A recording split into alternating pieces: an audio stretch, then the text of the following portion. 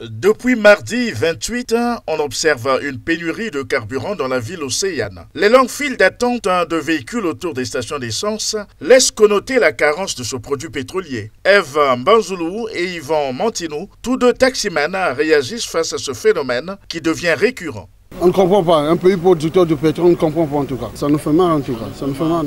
Là, vraiment, c'est un problème, je ne sais pas, hein, entre Total et livraison de carburant, mais on ne sait pas. On demande seulement de nous aider, quoi. C'est-à-dire que le carburant soit disponible, que nous, les jeunes, on puisse travailler, surtout les chauffeurs, quoi. On nous avait obligés hier, pour avoir le carburant, il fallait juste d'abord être abonné chez Total, acheter cette carte. Et cette carte coûte 7000 francs. Donc du coup, quand vous achetez cette carte, et après on va vous obliger de recharger le crédit. Et quand vous allez recharger le crédit, là vous avez l'opportunité d'acheter, d'avoir le carburant. Donc hier c'était difficile pour nous.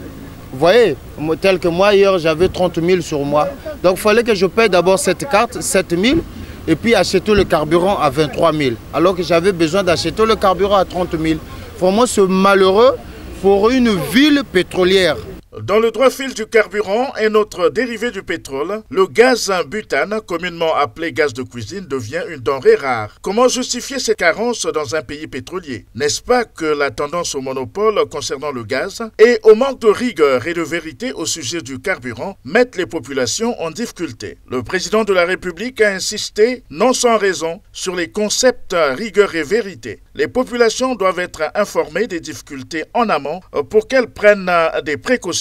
Or, malheureusement, comme un canard devant une brosse à dents, ne sachant que faire, les populations sont placées devant des faits accomplis. Certes, comparaison n'est pas raison. Dans des pays non pétroliers comme le Mali, les stations d'essence fonctionnent 24 heures sur 24 et le litre de pétrole est vendu moins cher qu'au Congo-Brazzaville. Comment justifier ce paradoxe? Nous sommes à l'ère de la Nouvelle République. Il y a lieu, mais alors tout lieu, de rompre avec les mauvaises manières. Les citoyens ont le droit à l'information et c'est le devoir des pouvoirs publics de les informer en cas de situation difficile. Hier, le gaz de cuisine était vendu dans tous nos quartiers, même dans les stations d'essence.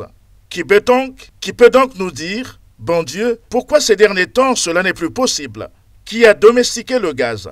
C'est ici la nécessité de dire la vérité et donc de communiquer au peuple chaque fois que le besoin se fait sentir. La nature a horreur du vide.